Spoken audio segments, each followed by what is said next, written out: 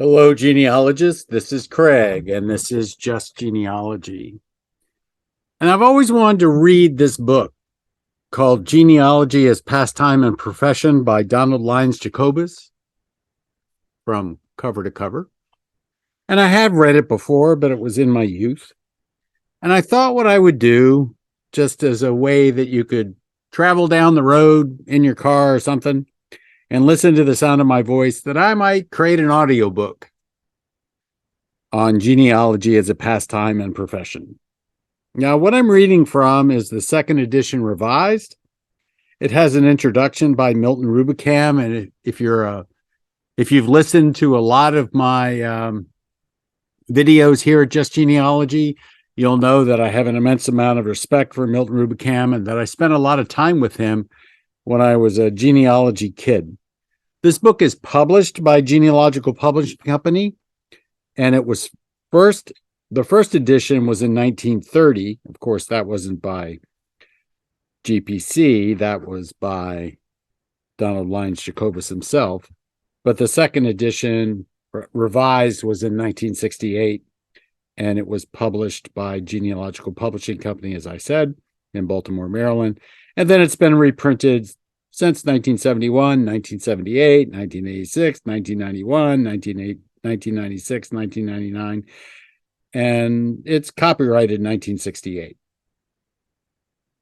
I will start with the introduction. What I'll do is in order to keep this short, I will go through this chapter by chapter. So some chapters aren't going to take very long at all. There are a total of 29 chapters, and some are a little longer than others.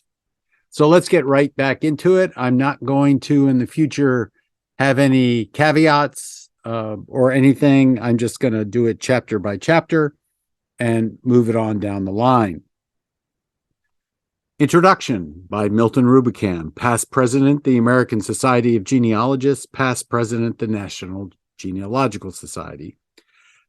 During the past 30 years, there have been published hundreds of books and articles which explain the principles of genealogical research, describe the types of source material, discuss the evaluation of evidence, and demonstrate the sheer fun one gets out of tracing one's ancestors.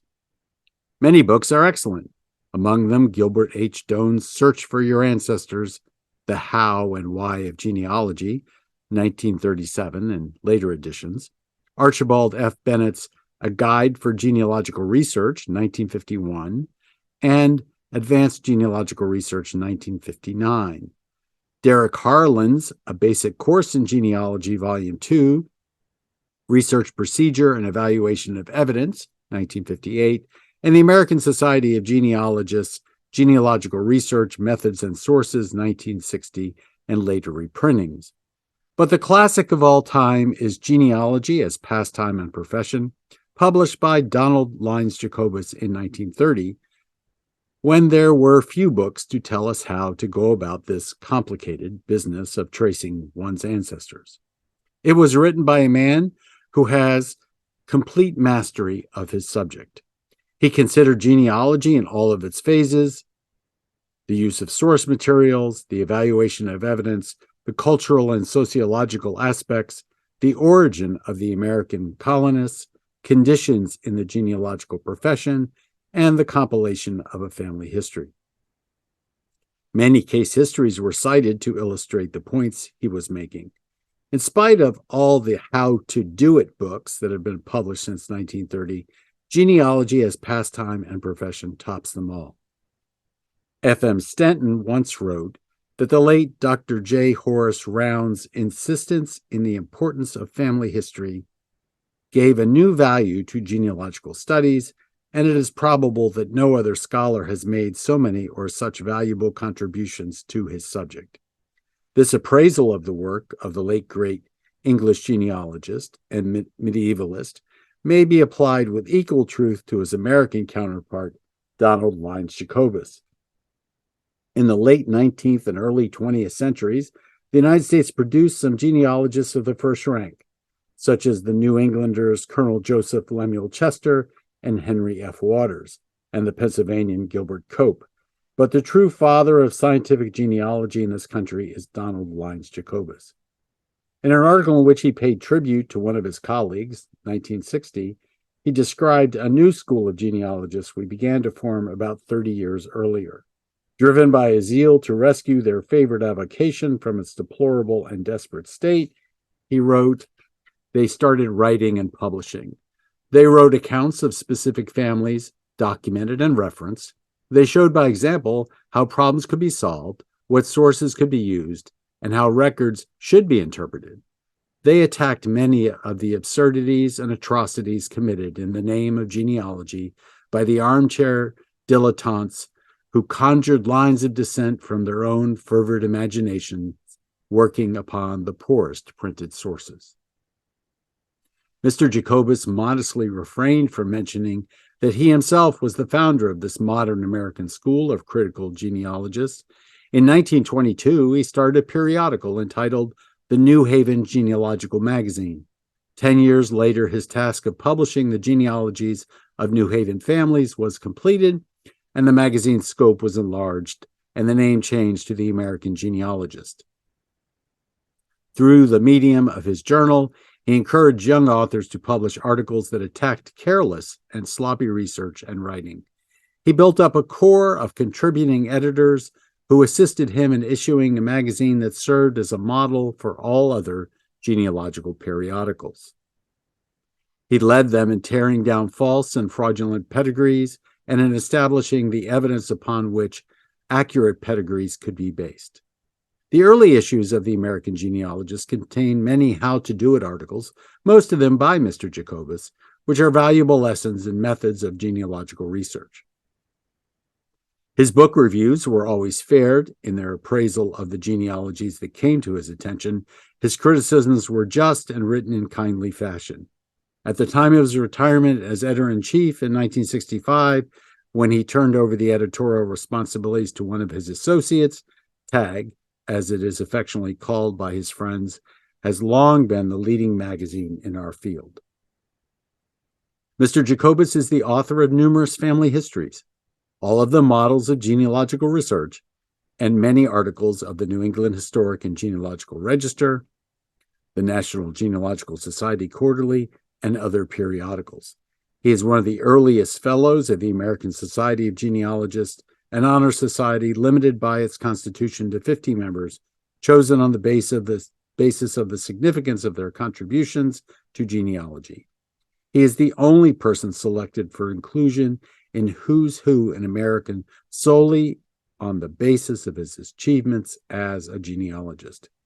Genealogy as Pastime and Profession has long been out of print. The Genealogical Publishing Company is making an important contribution to genealogical literature by issuing a revised edition. Its message is timeless. What follows is the table of contents: the introduction by Milton Rubicam, preface to the revised edition, why this book is the first chapter. There's a preface to the revised edition done by Donald Lyons Jacobus in 1967. It begins, in 1930, one of my busiest years, I was seized with an irresistible impulse to write a book about genealogy. Not a textbook, but a readable introduction to the subject, explaining the fascination it holds for so many of us devotees, touching on some of its cultural aspects, providing some helpful information, and warning amateurs and beginning professionals against some of the pitfalls certain to be encountered. The book was started one weekend in July of that year. The work was continued every evening of the following week, and the book was completed the next weekend. I can still recall sitting before my typewriter one of the hottest evenings of that summer in my office at the top floor under an overheated roof, clad only in jockey shorts and with an electric fan playing on me, pecking out a chapter in two-fingered style with a thermometer registering 95 degrees. Perhaps it was partially because the book was turned out in white heat that it was so enthusiastically welcomed by a group of younger genealogists dedicated, like myself, to the improvement of genealogical standards. The small edition sold out. Since then, there have been many requests for the book, which could not be supplied. It is still suggested as recommended reading in some of the lecture courses now given in genealogical method. The late Dr. Arthur Adams, long president of the American Society of Genealogists, in his introduction to the textbook issued by the Society in 1960, most kindly referred to the book as that classic of genealogical literature. Because of continuing demand for copies, a decision was finally reached to publish a new edition. A complete revision was required because some of the statements in the book had become dated. Conditions in the profession have vastly improved since the book was written, an improvement which I like to believe was encouraged in a small way by the book itself.